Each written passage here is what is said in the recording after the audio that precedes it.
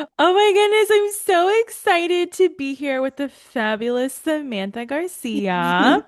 I'm gonna let her introduce herself and all the things that she is here to represent because this babe is truly inspiring. Like, if I was in my 20s, I'd be like, damn, she's got it together. So, Sam, tell everybody who you are and what's going on. So thank you for saying that. It's funny that you say she has it all together because today I'm a little literally like, oh my gosh, I feel like I look like I have it all together, but sometimes it's a little bit of like a struggle because I do a lot. Yeah. Um, so my name is Samantha. I'm a licensed esthetician. I am a newly licensed esthetician, so I think like this month actually makes 1 year since being an esthetician. Yeah. And then, but I've been in the industry since 2019, like the end of 2019. I went to school for English and media. So this was probably like the third job that I landed, when you graduate college and you're like job hopping. And I became editorial assistant here for the magazine called La Nouvelle Esthétique and Spa magazine. And basically, this magazine is our communication piece for the International Congress of Aesthetics and Spa. So it's like our way to keep our estheticians just educated year round. Um, I did leave the magazine for like 2 years, partly to go on like my own, like actually not partly. I fully dived into doing like mindset coaching. I used to do hypnosis on people. I became a Reiki master. Like I had this whole, and honestly, I went down that pathway because of the magazine, because I used to interview estheticians, wellness practitioners, and it so happened that like I interviewed a Reiki master one day, and that kind of just opened my mind and led me down a path. Mm-hmm. Um, I was really good at that job, like really, really good because of the writing. So I used to write my scripts for my clients and tailor it to them.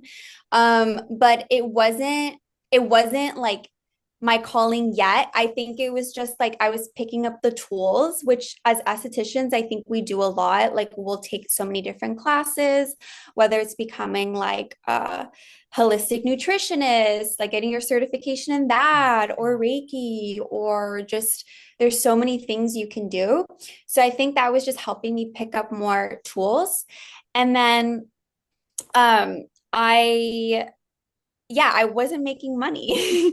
I wasn't making money. I wasn't getting enough clients to like sustain me like for a living. It felt more like it would be good to do like on the side as a side hustle thing, but as hard as I would try, like it wasn't working out for me.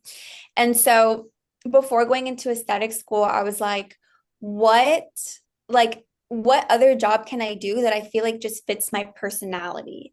Because I'm the type of person that gets bored really easily. Mm-hmm. Like I can't just do one thing.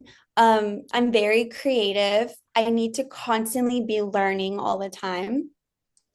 And so I guess like interviewing so many estheticians and seeing that like their personalities kind of matched mine, that was always the career that I kind of like thought about in the back of my mind.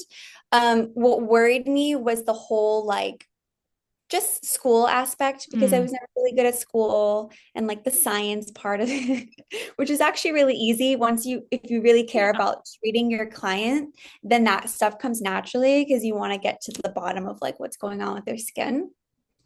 So I went back to esthetician school. I used to talk about this job all the time to my boyfriend and his sister, and my sister-in-law was like, "Why don't you just like ask for your job back or ask to see if there's anything like any position available?" And I'm like, "Yeah, you're right. Like I need to put my pride aside because I did leave." Mm-hmm. Yeah. Yeah. That And is good. I'm happy that you're pointing that out because I feel like a lot of times we feel like, oh, burn that bridge. But if it was cool to begin with, like, yeah, put your pride and your ego aside and just do what you got to do. That was cool. Thank you. Uh-huh. Keep going. yeah. It was weird because it's just so weird when you are trying to make something happen sometimes. Like it felt like the world wasn't moving for me. Like I was Yeah. just trying to do so many different things. But then when I went to esthetician school, it's like everything started moving fast.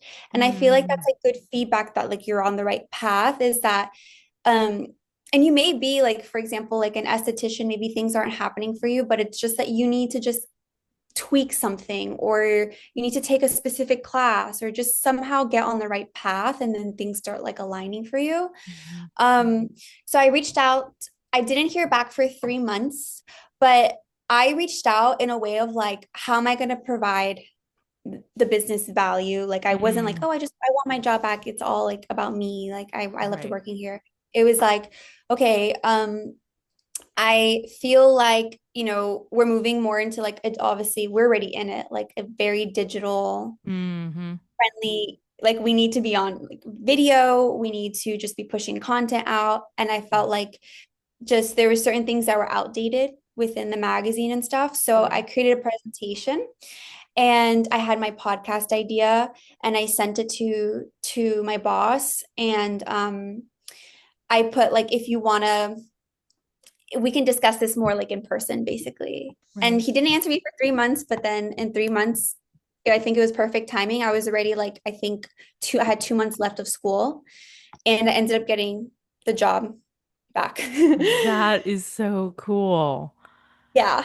And then we started the podcast and it's just been, I think we're like already on like our 50th episode and the podcast has had really good feedback. And so I really really love this job. I love the shows. I love the inspiration that you get just going to the shows. And so I know a lot of estheticians are kind of like stuck in their own little like bubble and just beauty professionals in general. I've never experienced that because I've been so lucky to be also tied to the shows. So I kind of just want to get estheticians on board. Like there's so much community if you're Mhm. just like open to it. There's so much you can learn. Like there's you should never really lose your spark. If you're losing your spark, it's because you're not like chasing it, if that makes sense. Oh, that is beautifully said. I really Yeah. appreciate how you shared your journey because you're still kind of in it, right? Because Yeah. the podcast has only 50 episodes still, which like the statistic is like people don't even make it past that number. So you're like doing it, right? Which by the way, what is the name of the podcast so we can put a link for people to listen? Yes. So it's the Esthetician Edit podcast, and it's on YouTube, Spotify, Apple, and then we have estheticianedit.com, which has like our magazine. Okay. Um, yeah. See, that is so cool. I love these stories. I feel like they're so inspiring and people, estheticians, they need to hear it. You know, estheticians are like the powerhouse, but they're introverts, right? So they're kind of like, I don't know, they're not they don't own their power, I feel, right? Mhm.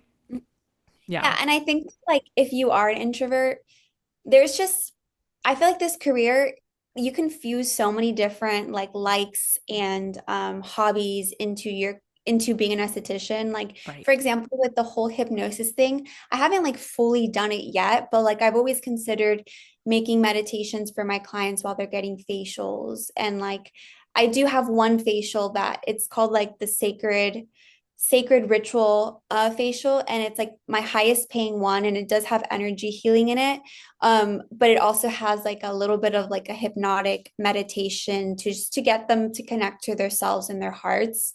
So like you can take all of your likes and kind of fuse them into your career. I've seen people like create fashion lines for estheticians, like create just supplies. Like there's so much you can do and you don't even need to be like an extrovert. You can just do what feels like authentic to you. Right. Exactly. And it comes back to, well, knowing what you like, what your Mhm. gifts and talents are so that you can maximize on those and make money, right? I love Exactly. that. Okay, so you were touching on if you're losing your spark, you should Mhm. probably go to a show. At least that's what I heard. So Mhm. tell everybody, because even though you're tied to the shows, because it's actually part of your job, tell Mhm. everybody like your personal experience, like separate it, like you as an esthetician and going to these shows. Tell everybody like how it's benefited you. Mhm. So, I mean, it's cool because I get to compare when I would go to the shows as a non-esthetician. And Mhm. then last year, when I became an esthetician, I went to the show in a different way because obviously you're just trying to find like the best technology, the best products, the best education that's going to help you in your business. Mhm. So I also should mention that like I have this job as, the podcast host. Like I work with the shows 3 days a week, but I have my own spa 3 days a week. And I have a girl that like I have a team and I work with my mom. So Mhm. I'm also like in the nitty-gritty of like my first year of really getting my business up and running. So everything so it's kind of like I am also in your guys' shoes, if that Mhm. makes sense. So I'm Mhm. able to provide really good feedback even to our team as to like what I feel like isn't working for our shows and what I feel Mhm. like is. Um, but to answer your question, it was like what I feel like I experienced the first time going. Is Yeah. that what it was? Yeah, yeah. Like yeah, yeah. What has been your experience as a non-esthetician, as an esthetician, as a business owner? Like, tell us Yeah. all the feelings. Okay, so I mean, my first show, I was a little bit like, I felt like it wasn't so much, we're the organizers, so we're the ones that will bring the community together. So we're creating the floor with brands that want to be there, with educators that want to be there, Mhm. estheticians. So I remember my first time, it was like a Miami show, and I felt like some of the exhibitors weren't as like, hey, come to our booth. They weren't as inviting. I felt a little bit intimidated. And also, I think Mhm. that had to do with me, myself, like just being overwhelmed by how much was out there and also being afraid to ask stupid questions. So like going up to a company that obviously they breathe, eat, and sleep like whatever it is that they're selling. So sometimes they will speak to you with language that you don't even, especially as a newer esthetician, you're like, Yeah. what are you talking about? But you can't be afraid to ask them to dumb it down because you have Mm. to think that they don't know that they know too much, if that makes Right. sense. Like, Yeah. and they're not afraid to dumb it down. So I think also having the podcast and being such a beginner, it's really allowed me to like get my ego out of the way and just be a student. Like, be Mm. a student. It's okay to not know anything. It's okay even if you're an experienced esthetician and you know nothing about this new technology or this new products. Like they're there to teach you and you're there to learn. So there's that. And then also, I feel like the shows have helped me align with brands that have like catapulted me into success because as an esthetician, like, I mean, I didn't have a really great experience in school. And so it was the brands that I chose to work with. And Mm. I specifically, my first year, have chosen to work with brands that are small Mhm. and are like esthetician founded and formulated. And their like owners are just like a text or email away. Like I don't feel like I have to jump through hoops to get to them um, because they're just very giving, I find. And I I love their philosophies. Um, so yeah, just finding brands that align with your philosophy, I think I is like love the that. most important thing and provide you as much education as possible and that are going to help you your first year become successful. Like they feel like your success is their success. That is beautiful. Exactly. Exactly. So, with these smaller brands, do you mind sharing name dropping? Yeah, I mean, Herbal Skin Solutions was the first brand that I brought on. Moco, which they're actually going to be in Fort Lauderdale this year. I saw them at the Miami show. They are so Herbal Skin Solutions is it's very eco-friendly. Like their packaging. I actually have a podcast with the owner, Kaylin, like she uses vegetable ink in her packaging. Everything's like glass bottles. They like donate to so many initiatives for just helping the planet. And then they're like very non-comedogenic, very good to use like for a retail line for Mm, every type of skin. Um, and there's not like unnecessary products out there. She's very like she's creating a product with intention. She's not creating products just to sell. mm, Another brand is Moco. I love them because they are really big on treating multicultural skin. So if you can treat like the darkest skin color, you can treat all skin safely. And their peels are absolutely amazing. It's all plant-based, mm, but very powerful and very results driven. And I like I have, my boyfriend is dark skin. I have my he's Dominican, his whole family is. So I think when we have hopefully children one day, like I want to know how to treat, my daughter's, or I'm like manifesting a daughter, my daughter's skin. So that's important to me. That is the cutest thing ever. Yeah, girl, we're gonna manifest some babies.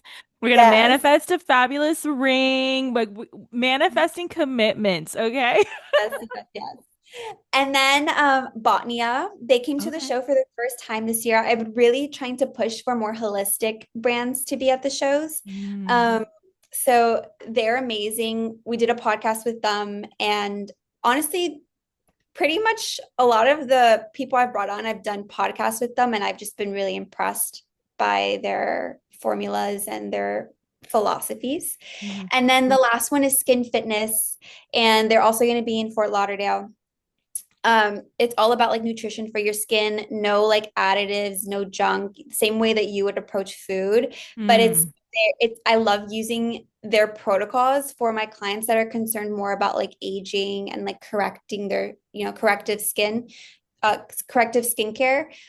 They have amazing protocols. Specifically, there's one called Nano Infusion with topical filler mm. and the Flame and Frost facial. I love those facials in my treatment room. These are so cool. And I love that you're going for the smaller brands because as a newer esthetician, you get to grow with these Mhm. companies. And like you said before, they give you so much more support, maybe emotionally and even business wise. And that is so smart. And I wish more Esties would do that, honestly. Mhm. And I use also like I use bigger brands too, like Yeah. Circadia. I Yeah. love their cleansers. Love them. Skin Script, I love their enzymes.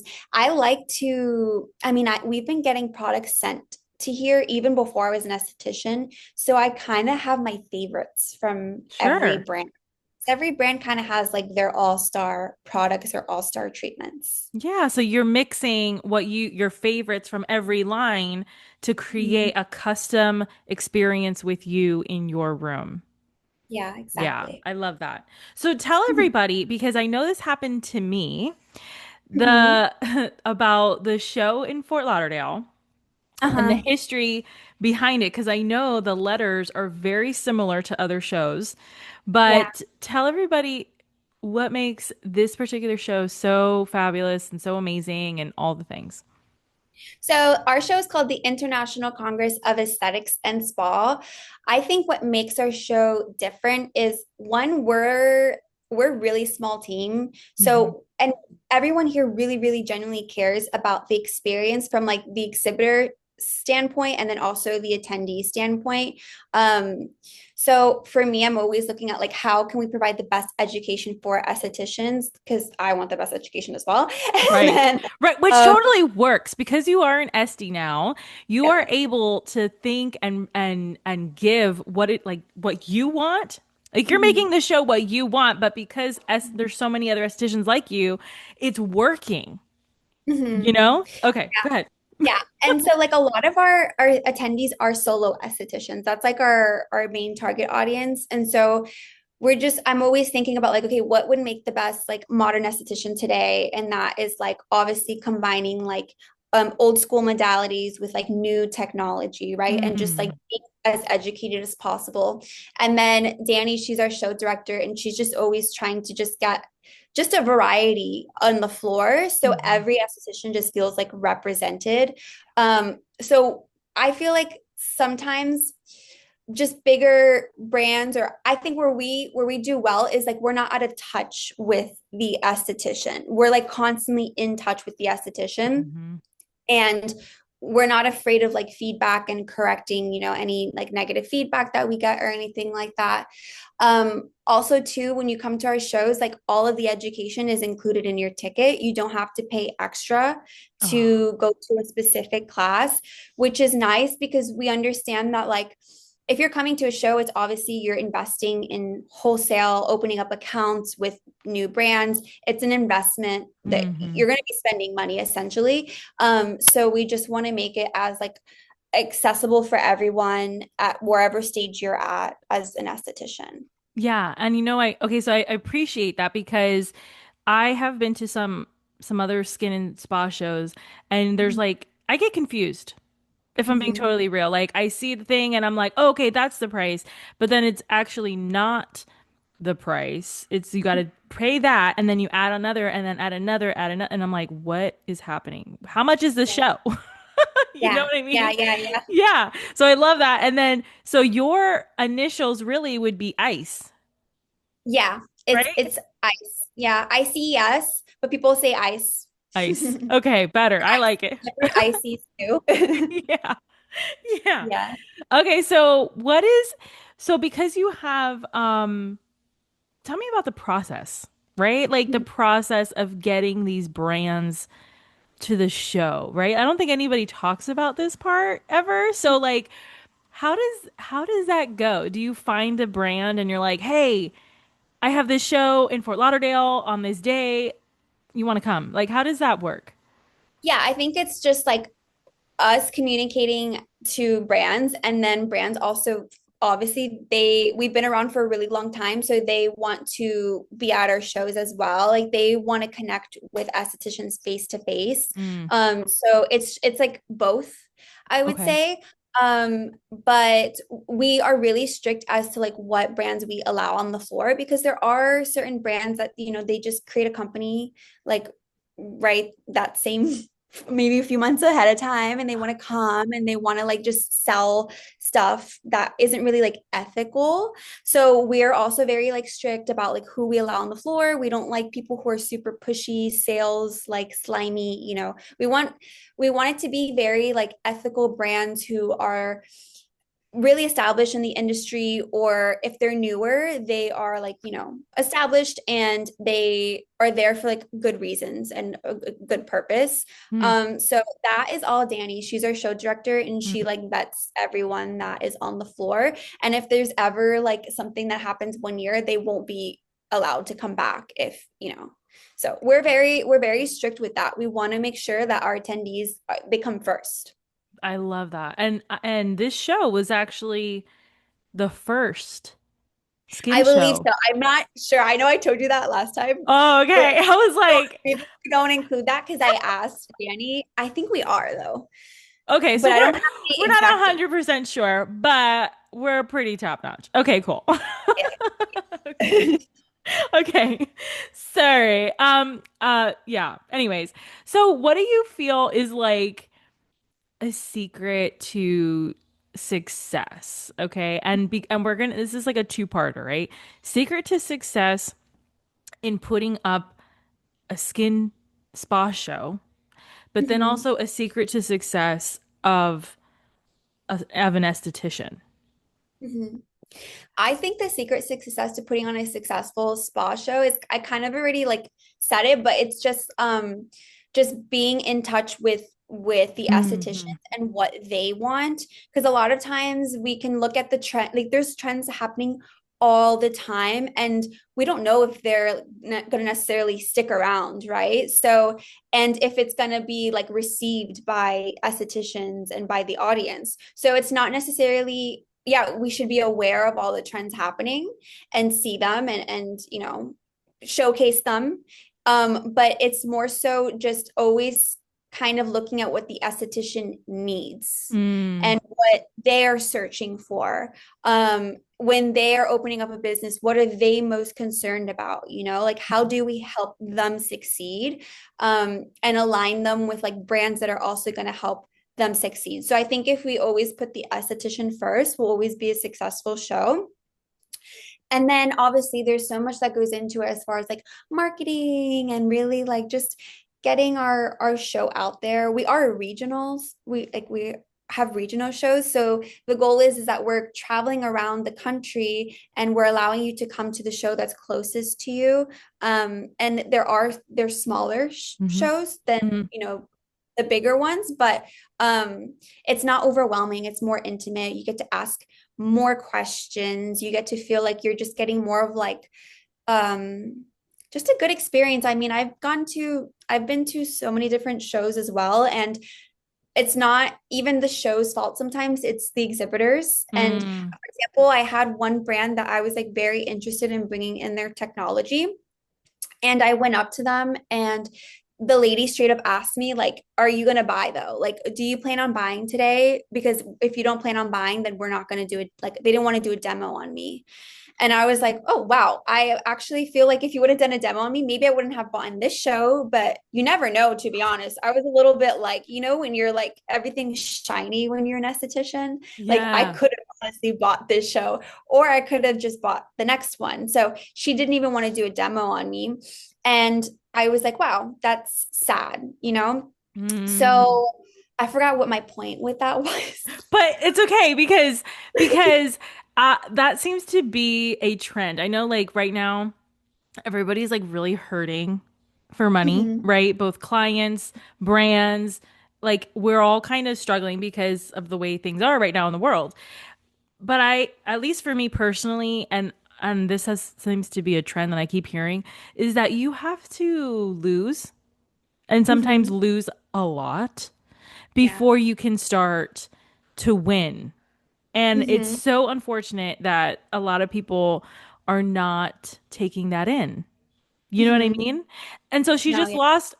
that company just lost a forever client because Mhm. that is the thing that you're always remembering now, you Yeah. know? No, I couldn't agree more. Even like, for example, my mom, she just joined me and we just became a med spa because she's a nurse practitioner. Okay. And I'm more of like a risk taker. She's more, just more old school and just also Hmm. too, she's a little bit more fearful. So I'm Hmm. trying to like eliminate as much fear for her as possible. Right. Um, but she sometimes I kind of like I can see that she's scared to put in money to make money. I told myself my first year, I was like, I might not make anything at all, but I'm just going to see the first year as like pure investment. But Right. I had to mentally prepare for that and tell myself that. Um, yeah, Yeah. and just accept it.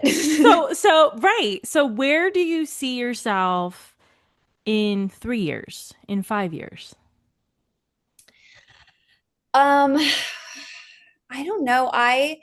It's strange because I used to be like a big planner. Now I feel like because I used to be like the type that was like always meditating, always making Mm. vision boards, always planning. But then action wise, I was stuck.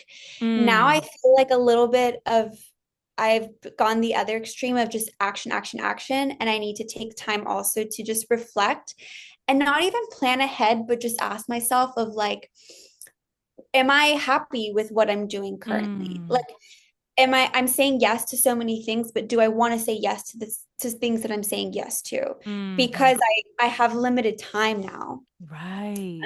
Yeah.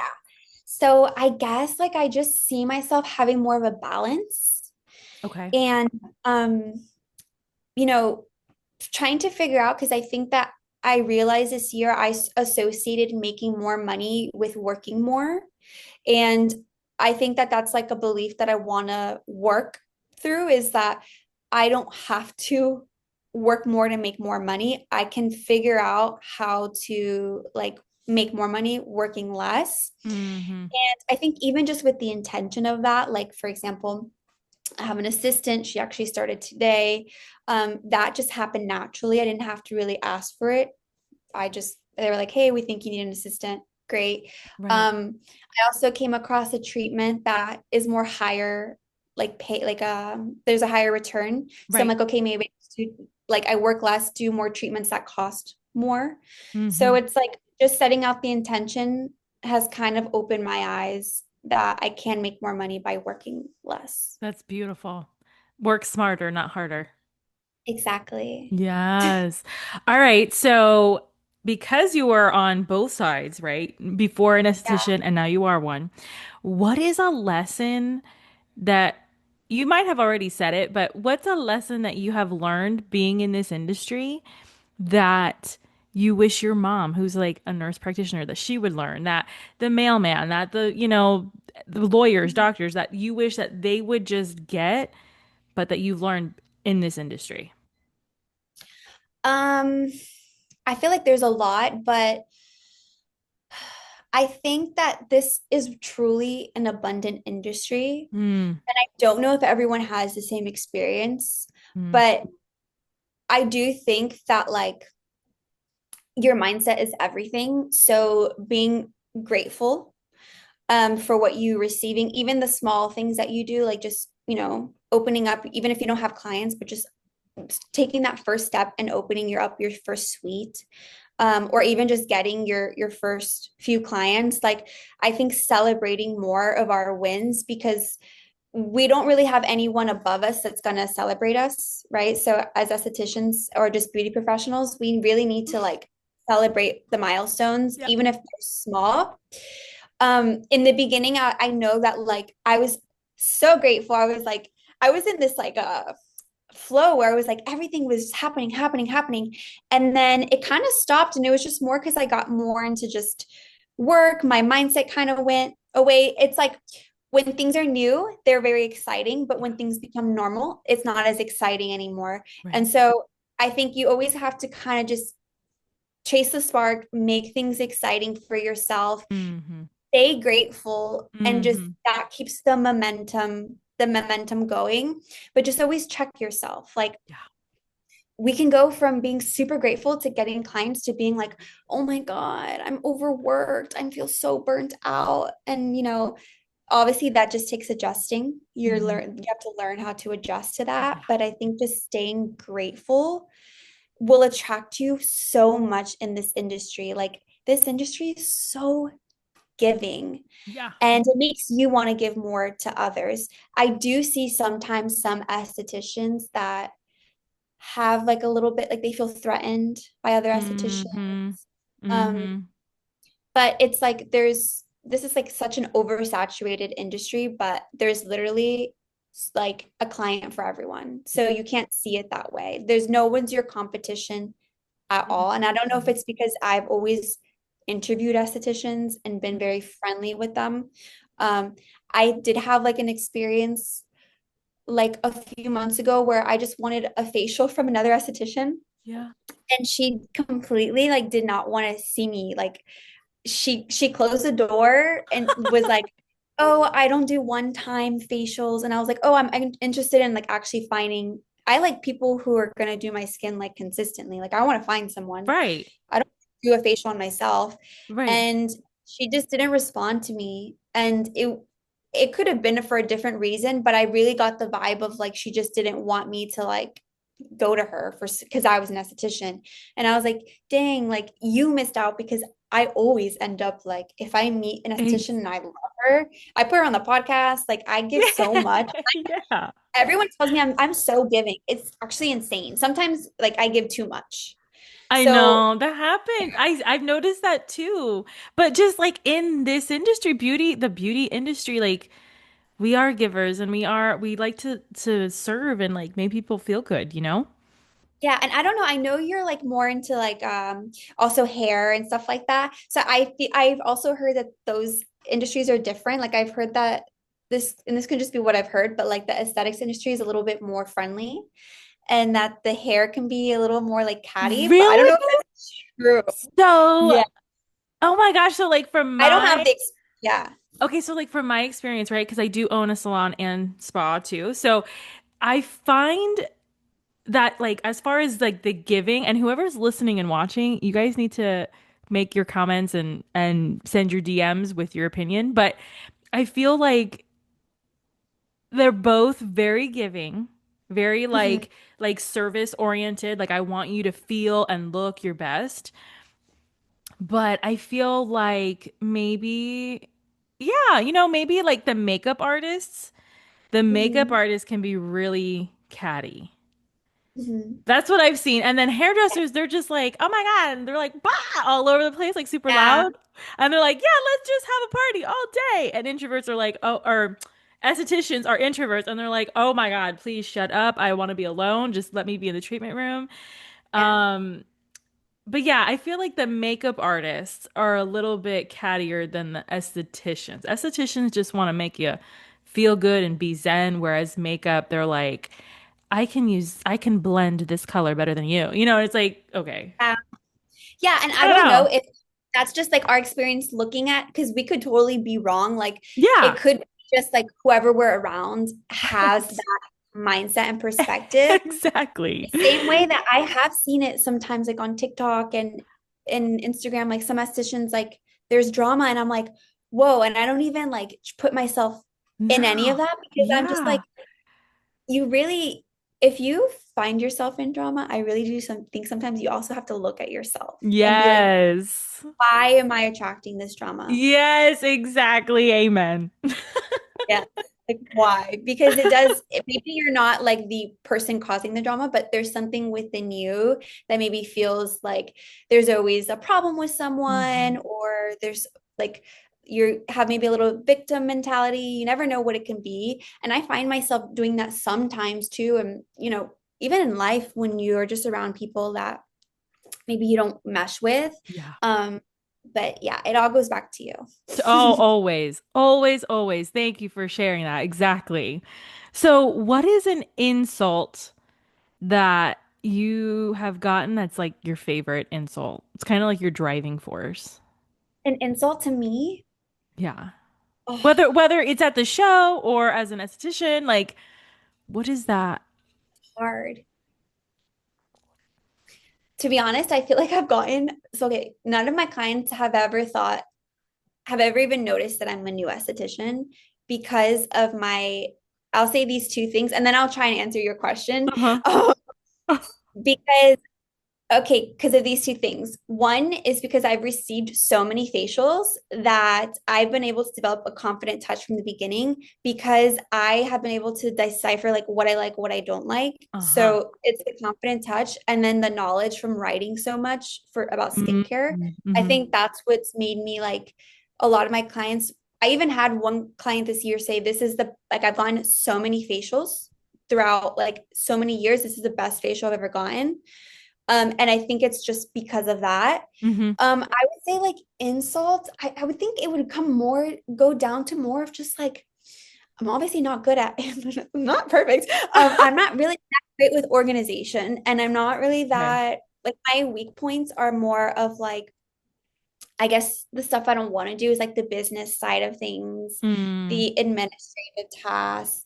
Um, it's more of like organization, I say yes to everything. So then I find myself like spread out too thin. So it's more of like the boundaries.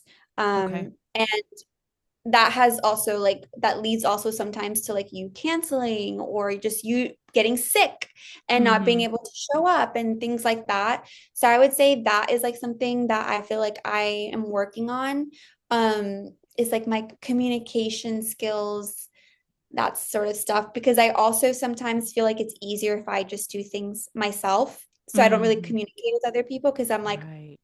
I'm just going to do it myself. But then they feel like they're left out of the loop. So I don't know if I answered your question. You did. You did. It was more like you're hard on yourself. I'm taking accountability. I'm taking accountability. All right, so time is escaping. So Okay.